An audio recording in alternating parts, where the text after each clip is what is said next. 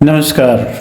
आज हम चर्चा करेंगे 1858 का भारत सरकार अधिनियम पर। 1857 के विद्रोह, जिसे भारत का प्रथम स्वतंत्रता संग्राम या सिपाही विद्रोह भी कहा जाता है, के बाद भारत में बेहतर ढंग से शासन करने हेतु 1858 का भारत सरकार अधिनियम को विधेयक के रूप में ब्रिटिश संसद में प्रस्तुत किया गया।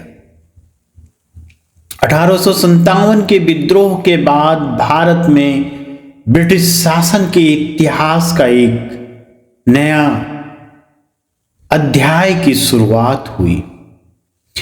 1858 के भारत सरकार अधिनियम के तहत ईस्ट इंडिया कंपनी को समाप्त कर दिया गया।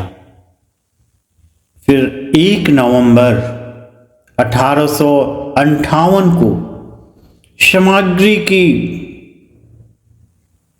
उद्घोषणा के साथ नई व्यवस्था का शुभारंभ हो गया एवं गवर्नरों, राजस्व तथा राजस्व संबंधी शक्तियां ब्रिटिश राजशाही को हस्तांतरित कर दी गई। इस 1858 के भारत सरकार अधिनियम की कुछ विशेषताएं थी कि एक नया पद, इस 1858 के भारत सरकार अधिनियम के तहत एक नया पद भारत के राज्य सचिव का पद सृजित किया गया, जिसमें भारतीय प्रशासन पर संपूर्ण नियंत्रण की शक्ति निहित थी। यह सचिव ब्रिटिश कैबिनेट का सदस्य था और अंततः ब्रिटिश संसद के प्रति उत्तरदायी था। भारत सचिव की सहायता के लिए एक मंत्रिपरिषद का गठन किया गया, जिसमें 15 सदस्य होते थे। यह मंत्रिपरिषद एक सलाहकार परिषद थी, जिसमें 8 सदस्यों की नियुक्ति ब्रिटिश क्राउन द्वारा एवं 7 सदस्यों की नियुक्ति संचालन परिषद द्वारा की जाती थी। इस परिषद का अध्यक्ष भारत का सचिव को बनाया गया। सचिव को एक निकाय घोषित किया गया, जिसे भारत और इंग्लैंड में मुकदमा करने का अधिकार था अथवा इस पर मुकदमा भी चलाया जा सकता था। इस अधिनियम के तहत भारत का शासन महारानी विक्टोरिया के अधीन चला गया।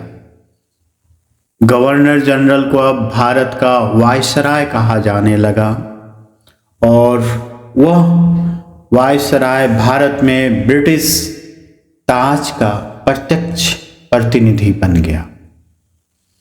भारत के प्रथम वायसराय लॉर्ड कैनिंग बने। इस अधिनियम ने नियंत्रण बोर्ड और निर्देशक कोर्ट समाप्त कर भारत में शासन की द्वैत शासन प्रणाली को समाप्त कर दी।